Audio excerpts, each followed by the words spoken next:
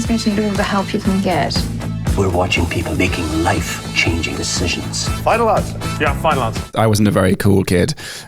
So on Saturday evenings, I was with my grandparents, like all trendy 16-year-olds. So I remember watching the first episode, and being so invested in it. I found it so emotional. These people, real people, making huge life-changing decisions. It was extraordinary. Yeah, I don't remember when I first watched it, but I know, it was like something that my family and I did. Like we would watch Who Wants to Be a Millionaire. It was like it was a thing.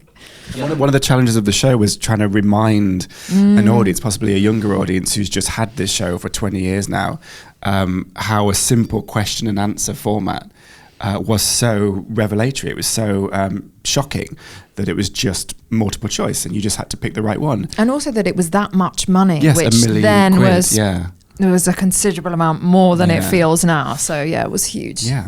Just £1 million! A criminal mastermind? In a conspiracy to steal £1 million. Wait, where are we? It's an audacious heist of £1 million and the most popular game show on earth. So that in itself, I thought was just a really thrilling story. But then two things.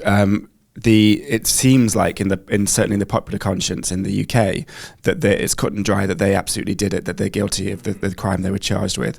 And recently some new evidence has been coming to light that suggests it may not be as simple as that, and that huge interplay with the media and the newspapers and entertainment feeding into our criminal justice system may have skewed people's opinion of what happened. But also, I think it's a show about truth, which seems to me to be the most urgent conversation to be having right now, whether it being in America with everything that's happening in your politics or in the UK. And it's not, whichever way you vote, whichever way you lean politically, I think we can all agree that the traditional frames through which we used to judge and evaluate objective reality are blurring, and there's just no common ground anymore about things we can agree on. Did you have opinions on whether or not they were guilty?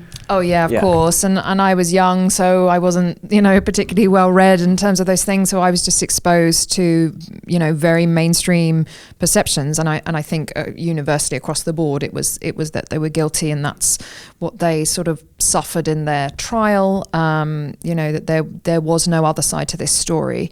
So yeah, I didn't even think about it. I didn't think about the human cost. I didn't think about the people that were involved or their lives.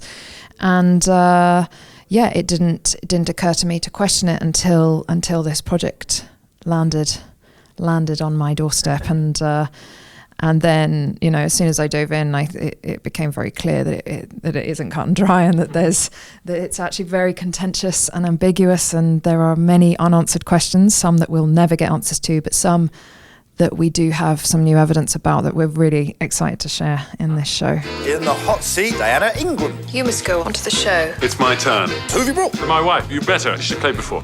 Oh. Could you talk a little bit about working with Matthew on this? I'm just going to sound like a sycophantic Matthew Macfadyen nerve, because he is just, I already revered him and admired him as an actor, but Succession is just, his performance in that is just so compelling and spellbinding, and he's just so brilliant. So I was talking about him before I found out he was playing Charles. I've been talking about him a lot, and when I found out, I cried my eyes out, and I was so happy. I just think he's brilliant, and it was wonderful working with him.